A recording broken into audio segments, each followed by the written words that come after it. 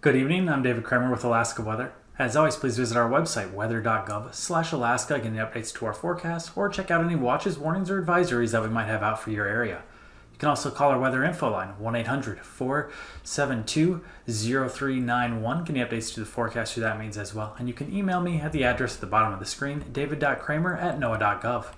Starting off, we'll take a look at the advisories that we do have out. And we do have this flood advisory that was in effect for the Copper River Basin, for the Kennecott River at McCarthy. That one has reached its peak and is now receding. We can actually see on the hydrograph here that following those blue dots as we move forward in time, it did jump up just above action stage and has now begun to recede. So we are expecting much of the problems with that river to subside as we move forward in time, as it's already down. Now that was in effect because of the Hidden Lake Glacier Dam release that caused that spike of those water levels. But now that that has released, we are expecting or anticipating that those water levels will continue to decline back to normal. As we look up north, we do have a flood advisory out that is for the Delta River along Larry Spangler Road. That is going to be in effect until Tuesday afternoon with some minor flooding on the road, especially low-lying areas right around the river. And we are seeing a lot of that heavier rain, so we do have this out until Tuesday afternoon, but we will expect those water levels to decrease through Tuesday. Then as we jump down to the southeast, they are also going to get hit with some heavy rain in the Panhandle area. We have some areas getting as much as 2 inches, such as the Juneau Airport, and down by Petersburg, where we have both of those expected to get between 1.5 inches and up to 2 inches. However, many places around the area are going to see quite a bit of rain, at least an inch for most locations, until we get to some of the more northern locations up by Haines and Skagway. Going to be a little bit lighter up there. And this is going to be from this evening until Tuesday afternoon is when we expect to see this rain, with the heaviest rainfall expected to be early Tuesday morning. As we look at our fire danger, we still have an area of fire danger up in the Yukon Flats area that's still high. Then out by the very western portions of the Brooks Range, just by Kivalina area, we do have a high fire danger area. And if you notice in the Copper River Basin, the southeastern locations, we have high fire danger there. And we do expect that area, especially through the Copper River Basin, to get worse conditions tomorrow, so we'll follow up with this as we do expect that to expand. Not quite to red flag warning criteria at this point, but it is going to get pretty close, especially with those temperatures. So look at our satellite imagery. Stepping forward, we'll start off in the Gulf of Alaska, where you have a low pressure system near the Kodiak Island area that's bringing some cloud cover throughout much of the Gulf, but going to be one of the main factors bringing that heavier rain to southeast Alaska. And as we watch this again, we can see it's starting to slowly push further to the east through the Gulf of Alaska, getting closer and closer to bringing that heavier rain to the area. Then as we look out by the Aleutian Islands, we have another weaker low near the central Aleutians that's bringing some rain to the areas down there. And finally, we'll look out over much of the Bering Sea, where we do have some of those lower clouds reminiscent of that stratus that's underneath the high pressure that's throughout the area. We do expect that stratus and fog to linger through the area. As we look at our weather for the remainder of the day, we can start off with that high pressure out over the eastern portions of the Bering Sea, where we do have fog out for much of the Bering down into the Aleutian Islands, with some of those areas mixing with rain. And then as we move up the west coast from the YK Delta area through the Seward Peninsula and into the Kotzebue Sound area, we're expecting fog in those locations as well. But as we get out over mainland Alaska, expecting a lot of the precipitation to be more showery. As we start down in southwest Alaska, we'll have some showers there. And with the chance for more afternoon and evening thunderstorms as we get closer towards the McGrath area and then up through much of central, eastern, and northeastern portions of the interior, to include eastern portions of the Brooks Range as well. We do expect some of those thunderstorms to linger. As we drop down into south central area, however, it should just be some showers. And then with that low pressure system moving through the Gulf, bringing rain to the Kenai Peninsula and Kodiak Island areas, as that low continues to push to the east, continued rain for all along the North Gulf coastline and into the Panhandle area. As we move into tonight, that low progresses further to the east, reinforcing the rainfall for the Panhandle with that southerly onshore flow for the area. As we look up the North Gulf Coast, going to continue to see rain that's going to start to taper down as we get to the western locations of the Gulf as that low starts to move away from the area. So look up into interior portions of the state. We are going to have rain showers throughout the central and eastern interior, extending down to southwest Alaska and up through the Brooks Range. But as we get along the Arctic coastline, high pressure over the Arctic, allowing for fog development along the Arctic coastline that's going to extend down the west coast through the YK Delta area, and then fog or high pressure continuing out over the eastern portions of the Bering Sea, allowing for more fog throughout the Bering and down in the Aleutian Islands. With multiple low pressure systems moving through the area south of the Aleutians, we are expecting many of the islands to be a mixture of rain and fog. As we move into Tuesday, one of those lows is bringing a little bit heavier rain to the central and western Aleutians. Still going to be mixed with fog, however, as we have our high pressure remaining out over the eastern portions of the Bering Sea, with fog and rain expected for the eastern Aleutian Islands and for some of the areas of the Alaska Peninsula. Extended fog out over the Bering Sea as well, and then fog and rain up the west coast of the state from the St. Lawrence Island area through the Seward Peninsula and into the Kotzebue Sound area. Up along the Arctic coastline, continued high pressure up there, resulting in fog as well. But as we drop down to the mainland, we are expecting primarily showers, but the chance for thunderstorms in the afternoon and evening hours for eastern portions of the Brooks Range and the central and eastern portions of the interior. Then in south central Alaska, some showers in the higher elevations, but not a lot in the low-lying elevations. And then as our low pressure system remains out over the eastern portions of the Bering Sea, expected more onshore flow for the Panhandle area, resulting in rain throughout the day on Tuesday. As we move into Wednesday, that low finally going to start to move off to the southeast, but still enough to bring some heavier rainfall to the central and southern portions of the Panhandle. However, starting to get a little bit lighter as we get further to the north and along much of the North Gulf coastline. South Central is still going to see some showers, especially in those higher elevations. Then we're going to see some showers throughout much of the interior and west coast of the state, with a chance for some isolated thunderstorms in the afternoon and evening on Wednesday for eastern interior. Up along the Arctic coastline, primarily going to see some fog up there, and then our high pressure now out over the northern portions of the Bering Sea, resulting in continued fog for the Bering Sea and a mixture of rain and fog for the Aleutian Islands as a new low pressure system is moving through the central Aleutian Islands, extending rain out through the Alaska Peninsula as well. Looking at our temperatures, starting for our lows, Tuesday morning, we'll stay out in the Aleutian Islands, temperatures dropping down into the mid-40s, closer to 50 degrees as we get by the Alaska Peninsula, in the upper 40s for much of southwest Alaska, and then 50s as we get into the central and western portions of the interior. As we move further to the North Kotzebue Sound area, dropping down into the 40s for the most part. A little bit colder at Shishmaref, getting down to 38 degrees. And then along the Arctic coastline, dropping down into the mid-30s for places from AKwx further to the east, but staying in the 40s to the west. And as we move down into the south central area, dropping down into the mid to upper 40s. And then in the Panhandle area, dropping down to the upper 40s to lower 50s. Some of the places closer to the Gulf generally are going to be the warmer locations. Tuesday afternoon, temperatures getting up into the upper 50s for much of the Panhandle area and up to around 70 degrees for much of south central Alaska, a little bit cooler by the water. Middleton Island only getting up to 59 degrees for a high. As we move into the interior, we're going to get into the lower 70s to upper 60s, and then that's going to be true down into much of southwest Alaska as well until we get right by the water, where it's going to be only get up into the mid 50s for places such as Makoriak and Kipnik. As we look up along the Arctic coastline, temperatures getting up into the lower 50s. Some locations like Utqiagvik and Kaktovik staying a little bit cooler, only getting up into the 40s. And then down along the west coast, a little bit cooler by the water, Gamble getting up to 47 degrees. And then down in the Aleutian Islands, getting up into the lower 50s for the most part, and 56 for St. Paul.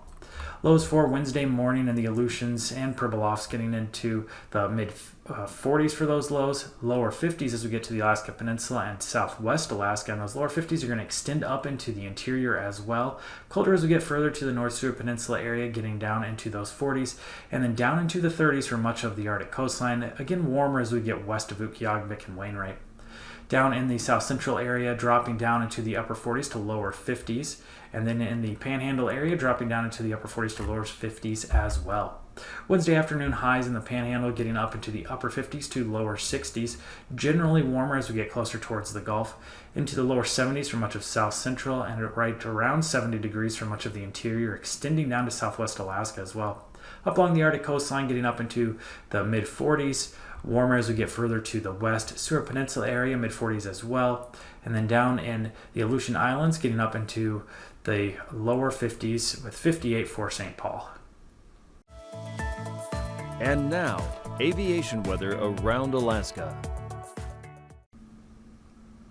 For aviation, we'll start off with a look at our flying weather Tuesday morning. Out over the Bering Sea and Aleutian Islands, widespread IFR conditions are expected. However, those are only going to make it to the coastline of southwest Alaska, and then the remainder of mainland Alaska will be primarily VFR, with some isolated areas of MVFR around the mountains in south central, and then some areas of IFR along the coastline of the Arctic coast. Down in the Panhandle, however, we are going to see some more widespread IFR conditions with all the rain that we are expecting.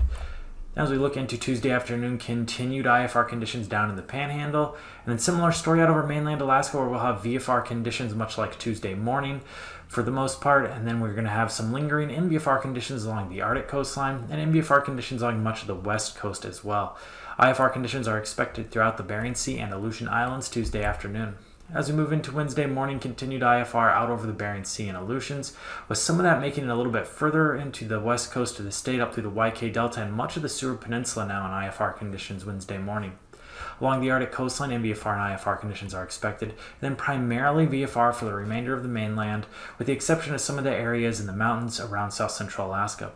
Then down in the Panhandle, primarily IFR conditions are expected, and then as we move into Wednesday afternoon, some VFR conditions are going to start to make their way into some of the northern locations of the Panhandle. However, IFR conditions expected in areas further to the south. For mainland Alaska, primarily VFR conditions once again, but along the coastline, going to see more MVFR conditions with some IFR conditions for some of the Seward Peninsula area, and then some MVFR along the Arctic coastline. Down in the Bering Sea, IFR conditions are expected throughout the Bering and for the Aleutians. For past conditions, starting up north at AKwx, VFR conditions are expected. Adigan will start off marginal and then improve to VFR in the afternoon. Lake Clark will be VFR throughout the day, however Merrill will start off marginal and then improve to VFR later in the day. For Rainy Pass, expected to be VFR throughout the day on Tuesday, as well as Windy Pass, and at Isabel Pass. Mentasta Pass will also be VFR, however there is the chance for some afternoon thunderstorms in the mountains, in which case it'll drop conditions down to IFR pretty quick if you get caught in one of those thunderstorms. Dehne Pass will start off MVFR, improve to VFR in the afternoon, and Portage will be VFR throughout the day on Tuesday. Chilkoot and White will both be IFR throughout the day on Tuesday. Then with our freezing levels, our coldest area is going to be up along the Arctic coastline, surface freezing line just off the coast with areas of 6,000 feet over the northwestern part of the state. Warmest air will be down over the Panhandle area, where we'll have some heights getting up to as high as 12,000 feet just to the south of the area, and then 14,000 feet coming into the just to the south of the Gulf of Alaska. For our icing only area is going to be up in the western portions of the Brooks Range, and then over the north slope above 7,000 feet is expected. For our jet, we're going to have a little branch of the jet over the northern portions of the state out of a westerly direction around 40 knots. Out over the northern portions of the Bering Sea out of the west 50 knots there. Dropping in over the southwestern parts of the state, getting closer to 40 knots out of a northwesterly direction. And then southwesterly winds at around 60 knots over the Panhandle area. Northwesterly winds 40 knots out over the eastern portions of Kodiak Island. And then down in the central Aleutian Islands, we're going to see some westerly winds around 50 knots there, with the strongest portions of the jet further to the south of this area out of a westerly to southwest direction around 95 knots. Dropping down to 9,000 feet, low pressure near the western Aleutian Islands is bringing in some south to southeast winds around 25 knots for the central and western Aleutians. Out over the northern portions of the Bering Sea, westerly winds around 40 knots there, heading in over the St. Lawrence Island area, dropping down to around 25 knots. Then out over the northern portions of the Gulf and the western areas, we're going to have northeasterly winds around 30 knots, diminishing to around 20 knots out over the Copper River Basin, and then south to southwest winds over the southern portions of the Panhandle around 40 knots, getting as high as 50 knots out over the Gulf. Down to 3,000 feet, staying in the southeastern area, we are going to see southeasterly winds through the inside waters, getting up to as high as 45 knots there, and then more southerly as we get out over the Gulf. And northern portions, especially along the North Gulf Coast, going to have that barrier jet there, getting up to around 45 knots, and then 40 knots out of a northerly direction east of Kodiak Island. Out over the northern Bering, we're going to see westerly winds around 30 knots, becoming southerly near St. Lawrence Island through the Bering Strait around 30 knots there as well. And then 35 to 40 knots out of a southeasterly direction for the central and western Aleutian Islands. For our turbulence out over the central and western Aleutian Islands, where we have those winds below 3,000 feet is expected, below 6,000 feet for much of the Panhandle area, and then our barrier jet is going to be below 3,000 feet.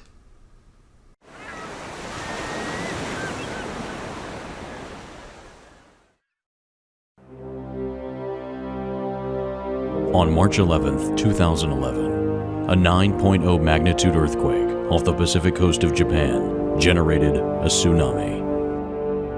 This series of ocean waves sped towards the island nation, with waves reaching 24 feet high. The result was devastation and utter destruction.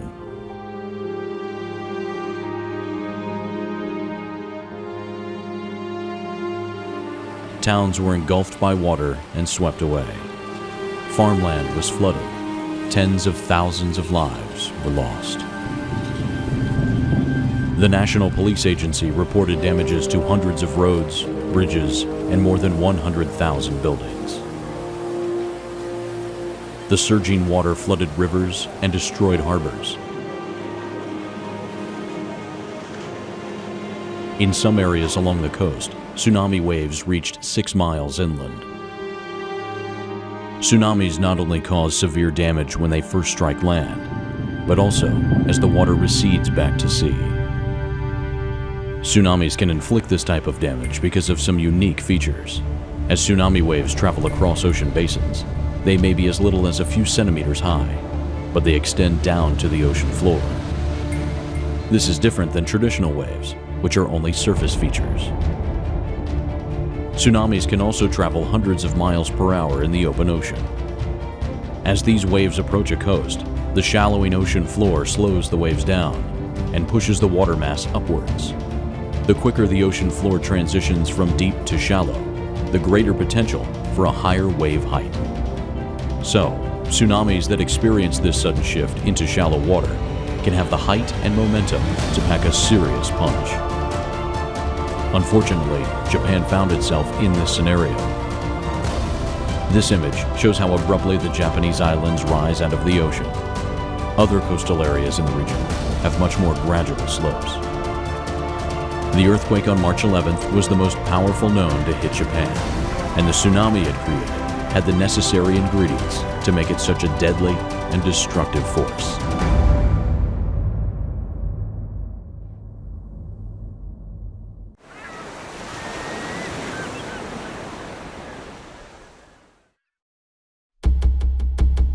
"80 miles east of Japan, a 9.0 magnitude earthquake rocks the ocean floor.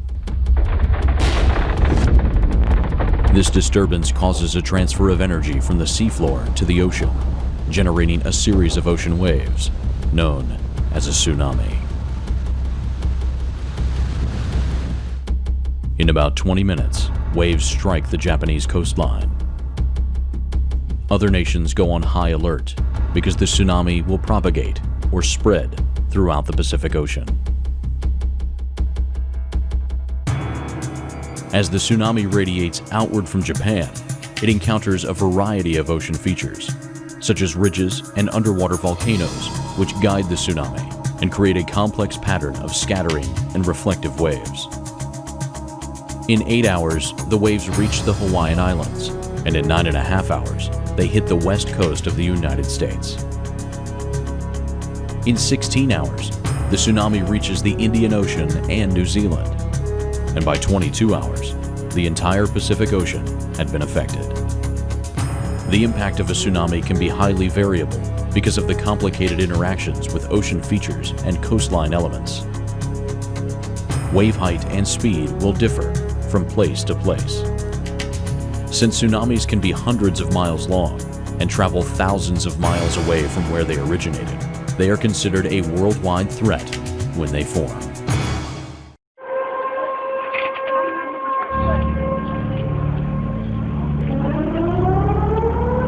These are the sounds of a tsunami warning. They alert residents that a killer wave is about to strike. These sirens, however, are just a small part of the sophisticated warning systems that played a role in Japan and in the US during the Pacific Ocean tsunami in March 2011. Most tsunamis are generated by an undersea earthquake. Fortunately, Japan has one of the most advanced earthquake early warning systems in the world. It detects tremors, calculates the epicenter, and sends out warnings from over 1,000 seismographs scattered throughout the country. The Japan Meteorological Agency issues the warnings and sends alerts to television and radio channels, the internet, and mobile phone networks. When the earthquake struck 80 miles offshore, warnings were generated in about 3 seconds. The tsunami warnings came 3 minutes later. These take longer because more complex calculations are involved and must factor in ocean data. Since the first tsunami wave struck the coastline within 20 minutes, the advanced warning provided some residents with crucial minutes to reach a safe area. While the earthquake sent powerful tsunami waves westward toward Japan, the tsunami also propagated east into the Pacific Ocean. Here, warnings are issued by the Pacific Tsunami Warning Center, operated by NOAA in Hawaii. NOAA maintains a large network of buoys with ocean floor sensors that are strategically positioned in the earthquake-prone zones of the Pacific. This system collects vital ocean data for tsunami forecasting. On March 11th, only 25 minutes after the earthquake struck, the first buoy station measured the tsunami and relayed information to Hawaii. Scientists used this data to run models and issue forecasts and warnings to nations throughout the Pacific. From there, local emergency managers decided what actions were appropriate to take for public safety. The earthquake and resulting tsunami devastated the Japanese coastline, causing damage that will take years to repair. While we can't prevent these forces of nature from happening, our early warning systems can help us prepare for the dangers headed our way.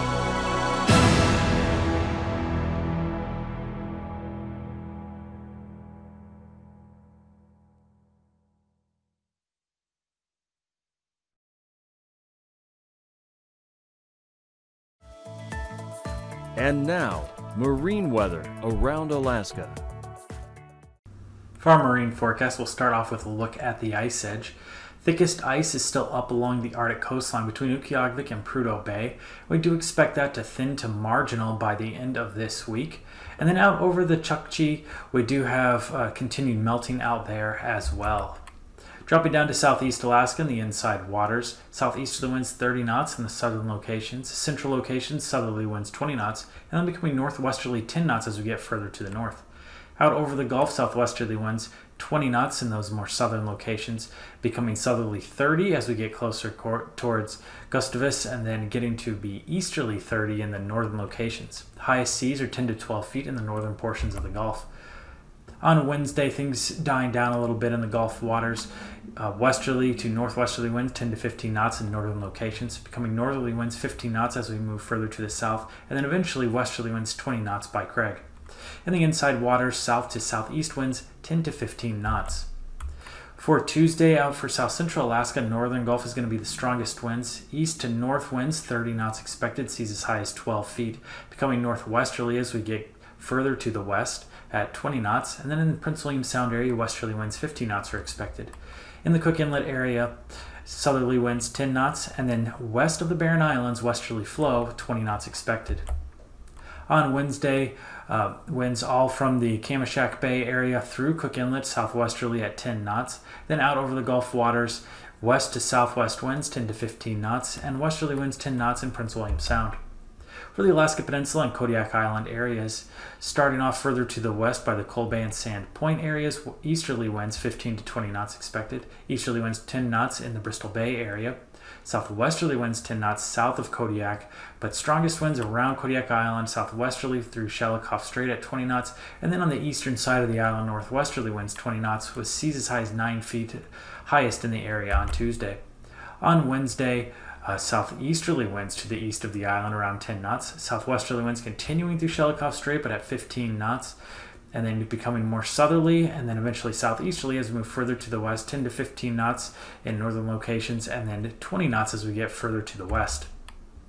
For Tuesday, for the Aleutian Islands, primarily easterly flow throughout the area, 20 to 25 knots by the western Aleutians, 15 to 20 for the remainder of the islands. And then on Wednesday, flow switching up as it's rotating around a low pressure system near the central Aleutians. For the western locations, west to northwest winds 20 to 25 knots, then becoming more southerly as we get further to the east for the central and eastern Aleutians, 20 to 25 knots expected. Seas as high as 10 feet on the Pacific side of the central Aleutians.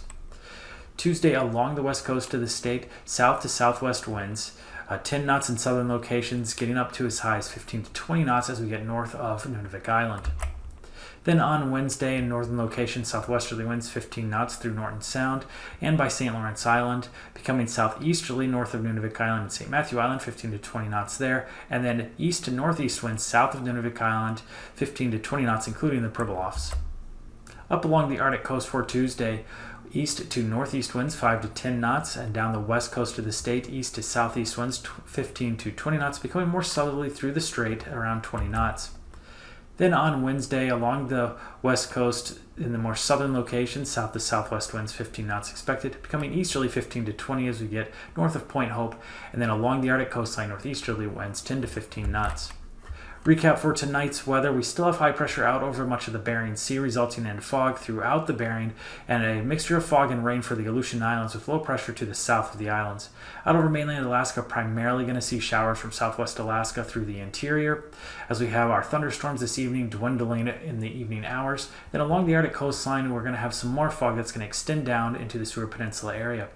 Down in the Gulf of Alaska, we have low pressure system slowly pushing to the east, bringing continued rain for the Panhandle area. Going to intensify later tonight with the strongest rain in early Tuesday morning time frame. That's going to extend along the North Gulf Coast to Kodiak Island and the eastern portions of the Kenai Peninsula as well. As we move into Tuesday, we are going to see that continued rain for the Panhandle, starting to see lighter rain for much of south central Alaska, and a return of thunderstorms in the afternoon and evening hours for southern locations of the interior, extending through eastern locations and up north into the eastern portions of the Brooks Range.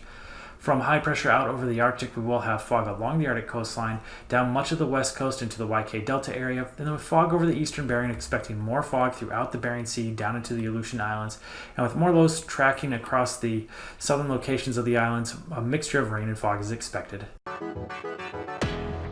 These forecasts are for planning purposes only. Call 1-800-WX-BRIEF for a formal pre-flight briefing. Always file a flight plan before you go flying. The U.S. Coast Guard Auxiliary urges you to leave a float plan with a friend or the harbor master before you go boating.